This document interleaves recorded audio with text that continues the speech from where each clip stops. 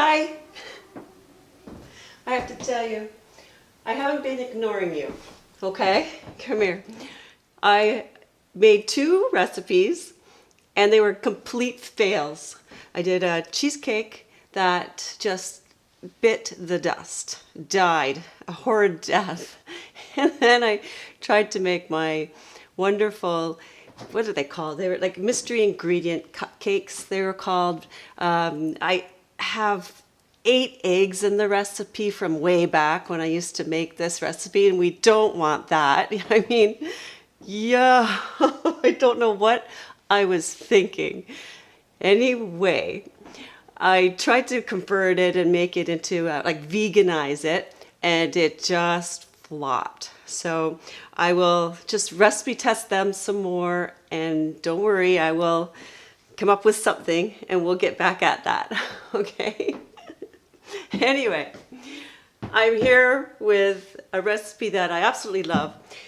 It's my sunshine curry. And we are heading into our Canadian Thanksgiving. So I really feel though, this recipe could be used for Thanksgiving, for Easter, for Christmas. So don't just worry about it for, Thanksgiving. And I know like Americans, yours is coming up next month, but we have ours early. You probably know that. So let's get at it and make this recipe. I did film me pulling some vegetables out of my garden, my pathetic overgrown jungle garden. Oh, that's what happened because of building a YouTube channel and making a website, building a website for the first time. So much work has gone into this. So my garden just went apeshit. Okay, and yes, I live in a church.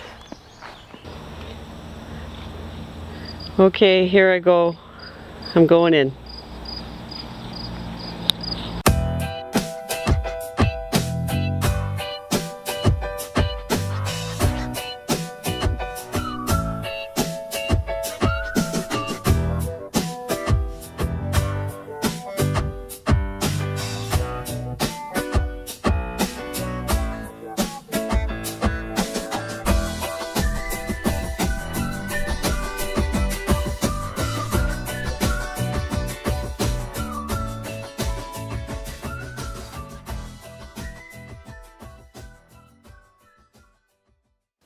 So I'm going to use from it, you can see my stuff here, but what I'm going to use from it is the wonderful, the little squash. I'll probably just use one, and it's a honey nut squash.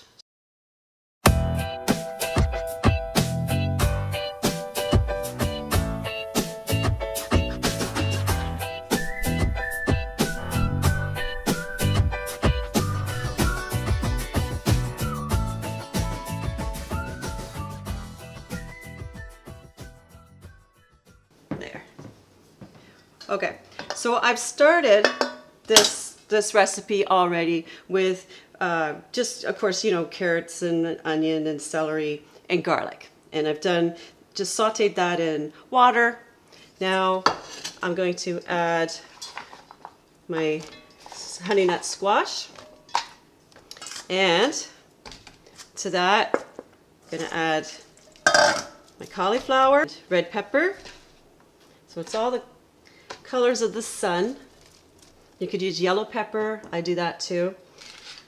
And I've got these tomatoes, beautiful, beautiful colored tomatoes. Now you can't always get these tomatoes, but don't worry about it. When you find them like this in these colors, when you find yellow or orange, just freeze them and they're perfectly fine. You can throw them in frozen.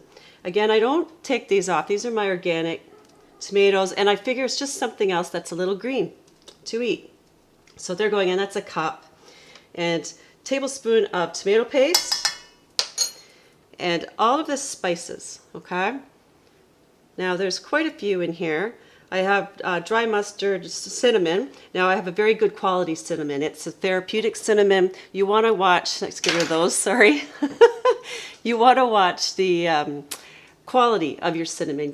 Buy the best you can afford. You want the oils still you know, in the cinnamon, and it's important, okay? I say that a lot, it's important. What I care about what I'm getting you to eat, so, or what I'm making for you. And then I've got also paprika. Now I didn't have my regular paprika, so I've put in, for the first time ever with this recipe, smoked paprika. So we'll see how that works out. I'll let you know, and if it stays on, when I put the recipe on my website, if it stays in there or I use it as an option, you'll know it worked. So a little bit of cumin and of course coriander, and your curry powder is again very important because you want to really get a good quality one. Please just try to get the best quality that you can. Don't get a half-ass one that's been just stale or it's been forever in the grocery store. Source one out. You can go to an ethnic shop and get wonderful fresh curries and spices. Try and do that, or maybe your health food store has a really good quality one. Just check it out and find out. So that's it for that. And oh, very important is okay, I gotta stop with the important. Curry leaves. You want them, it creates the authenticity that your dish will what will it do? What it'll do is take it to a whole other level. When you go out to eat at a restaurant and you have their curry, this is what you're tasting. This is what makes it authentic.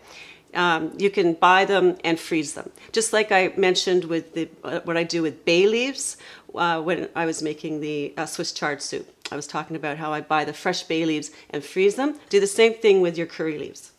So they're going in. I'm using 3 of them. And then all the spices. And now I'm putting in some, it's a Thai chili. Now again, with the chilies, you can freeze them. So just pull them out when you need them and pop them into a recipe. And some coconut sugar, coconut palm sugar is going in. And now the 1 can of coconut milk. And you can already see the beautiful colors coming together. You see that? And you'll notice the coconut milk doesn't quite come up all the way, which is fine. I'm going to add, right now I'm going to add half a can, but I'm going to save the other half. And I'm going to just watch how it reduces down and cooks. I don't want to have loads and loads of liquid.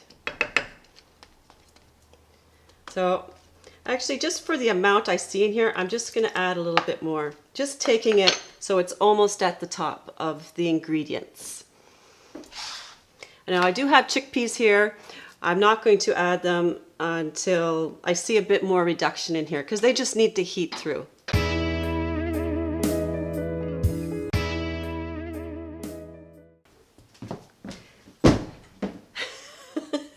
Boo!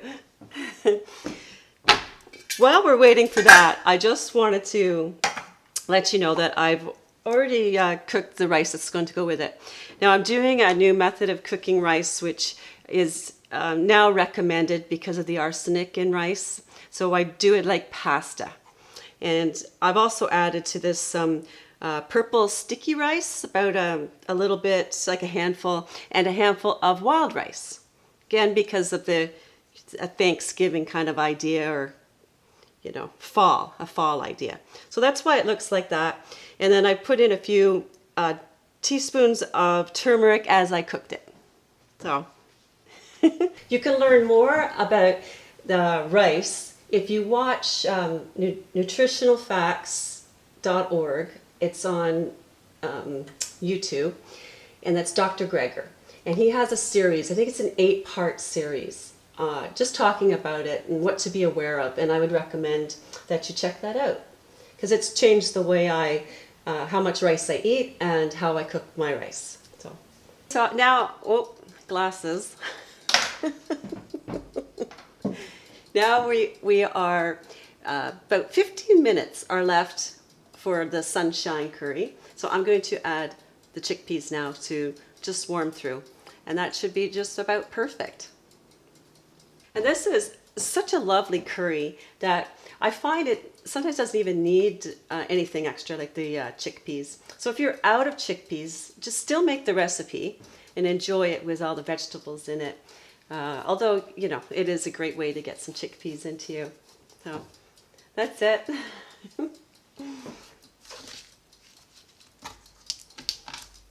I've never tried it with the red lentils, but I'm sure that they would work just fine. If you try it with those and it works for you, let me know. I'm sure that you know, you'll have some good ideas too to help me out. Okay. Whoops. That's okay. It's so good. If you wouldn't mind, would you give me a little feedback on the lighting in this video? Because it was so overcast and dreary, I don't have box lights or anything fancy. In fact, my camera is attached to a ladder instead of being on a tripod, but I'm getting there. I'm slowly picking up the pieces that I need. Maybe I shouldn't have told you that. Okay, but so the lighting, I tried a little trick with it, with what I have in my, because I live in a renovated church. So I tried some ideas in here. So I have no idea if it's working or not. But you'll know. So let me know, and that would be awesome of you. Thank you.